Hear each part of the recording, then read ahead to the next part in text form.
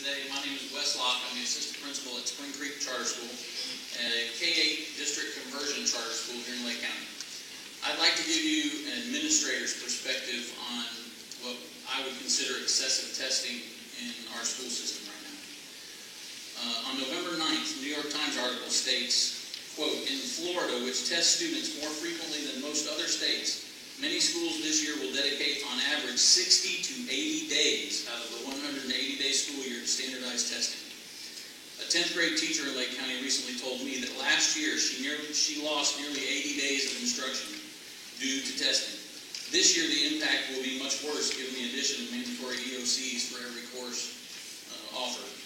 Students in grades 8 through 11 will have 90 minutes to read 2 to 4 documents, develop a plan, write a final product including references, and edit their final product that must be at least 1,100 words for the new FSA writing assessment.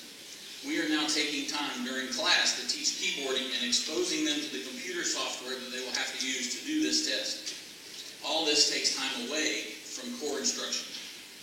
Because of the lack of computers district-wide and the design of the test, the design of the test administration, there's not adequate time for makeup tests. Our libraries and computer labs will virtually be useless from March to the end of the year. Every student, kindergarten through 12th grade, will spend the last week of school taking multiple EOCs. I could go on, but I only have 3 minutes. So let me ask you a question. Why are we doing this? There's really one answer, and that's accountability. And every parent, teacher, administrator, legislator agrees that we need accountability, but not at the expense of our children's education. Children are awake approximately 6,000 hours a year. Teachers get about 1,000 of those hours to teach. If you take out absences, lunch, other special events, teachers really get about 700 hours a year. If at least a third of that time is spent on testing, they're now down to somewhere around 450 to 500 hours, or around 77 days, to actually teach reading, grammar, spelling, math, social studies, science, art, music, foreign language, physical education, and other subjects. How can we hold students, teachers, principals, and districts accountable to a test that is causing us to spend inordinate amounts of time from needed instruction required to pass that same test? There is a better way, but my time is almost up, so I beg that you stay in this conversation. If you don't talk to me, talk to other educators. We can all tell you how this affects the learning of our children and our education system as a whole. I'm willing to speak to all of you and help develop better accountability systems in education, but we must first agree the current system is failing our students, and we must make a change quickly. Our children cannot afford to lose years of quality education to a failing system. It's not one more year. It's time our children will never regain. Thank you. Thank you, Mr. Locke.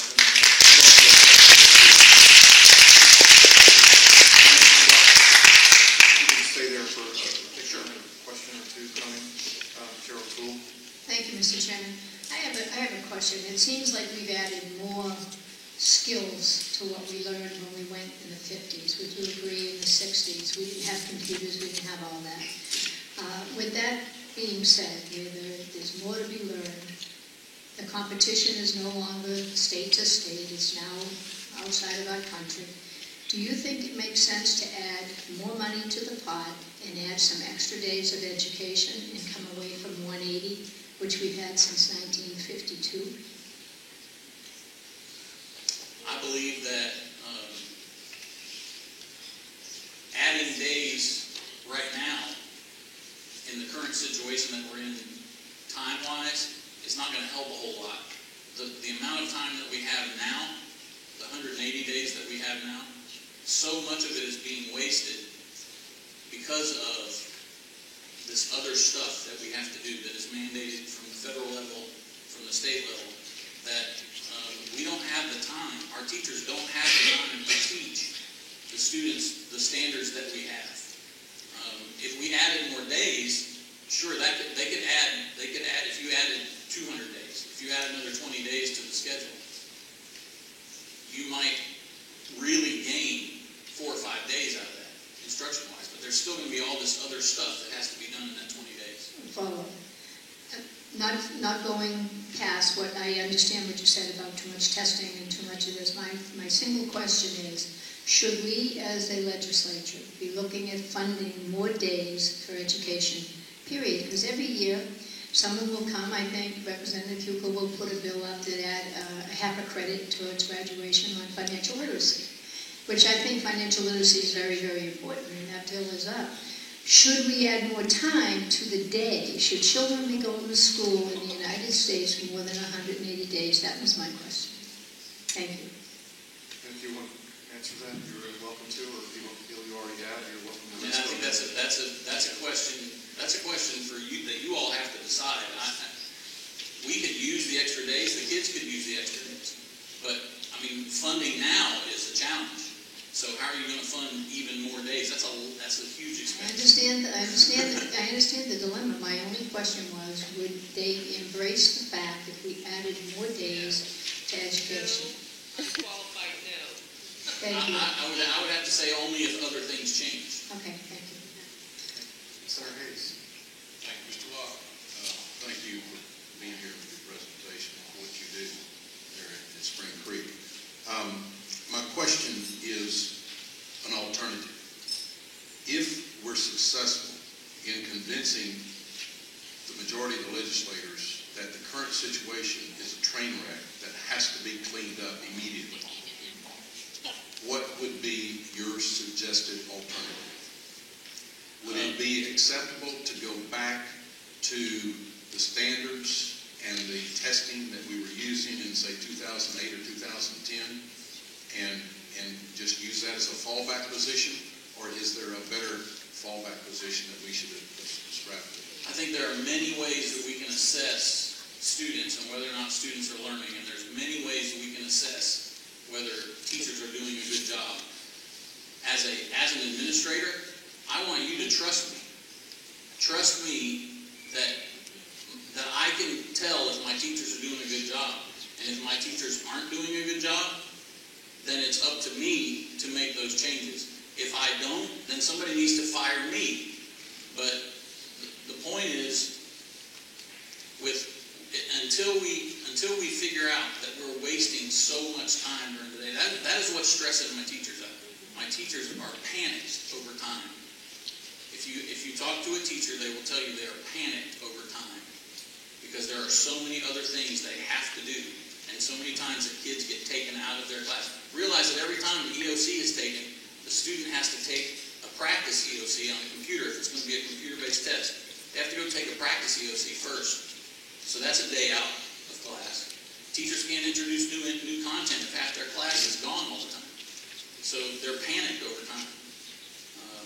But there's lots of ways to assess and find out if people are doing a good job.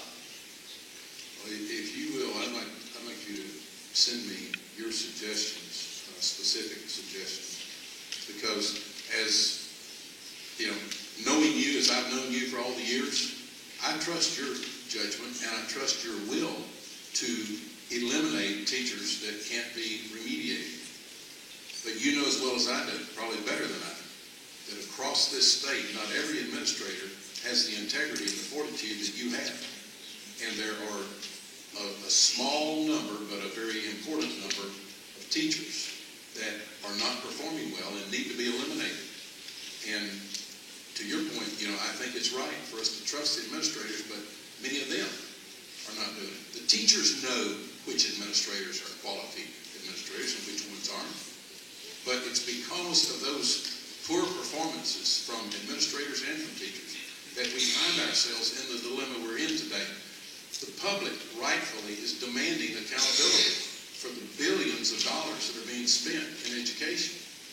And if we go back and look historically at the amount of money that was spent, and I apologize if I'd known we were going to get on this, I should have brought my numbers. But roughly, we are spending 4 times the amount of money today that we were spending 40 years ago. And we're certainly not having 4 times the good outcomes from it. So that's very loose numbers. I can get more specific. But that's the dilemma we face. So give us specific alternative solutions that we can try to embrace and put into effect. And I think maybe one thing that legislature could do is talk to the school boards, talk to the superintendents, come up with a group of people who can sit down together and say, this is how we fix this, as you call the train wreck, because that's what we have right now. And there are plenty of smart people out there that know how to do this correctly. And I'll tell you, my school, I don't have very many teachers that I feel like aren't doing a good job. They are working their tails off. And they want to work their tails off, and they want their kids to do better.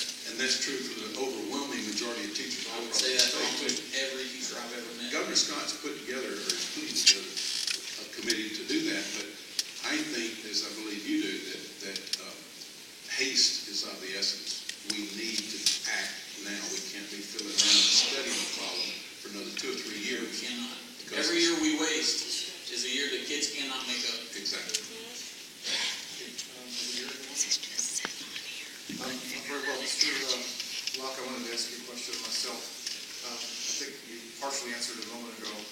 You heard Chair Steiger from the Lake County School District a little while ago, I assume, and she had a resolution from the board that said, let's do a 3-year moratorium while we reset the whole system to the right set of standards and accountability measures. Do you have an opinion on the Lake County School District's position, that 3 years? Because it seems to me that would be a long time to put everything on pause while we study it, while children are moving through the system. I think it takes time to figure out the right way to do it. And every time we change standards, and Florida has changed standards a lot, every time we change standards, you throw your teachers into a tailspin because they have to learn a whole new set of standards, they have to learn a whole new curriculum, they have to learn new ways to teach those standards. So to just say, okay, these aren't working, throw them out, let's start over, you're going to throw them into another tailspin. We need to really take our time and figure out the right way to do it, and make sure we do it the right way, and don't do it the fast way. My only issue with the 3-year moratorium is that the kids are still taking all the tests. That doesn't solve the problem with the kids taking the test. And my issue when I sit in my school every day and see kids pulled out to go take a test somewhere is I don't want them taking a test. I want them sitting in the class learning math. I want them sitting in the class learning how to read. I don't want them taking another test. So, and most of the time the teachers will be able to tell you that kid that's going to take that reading test, he's not going to pass it.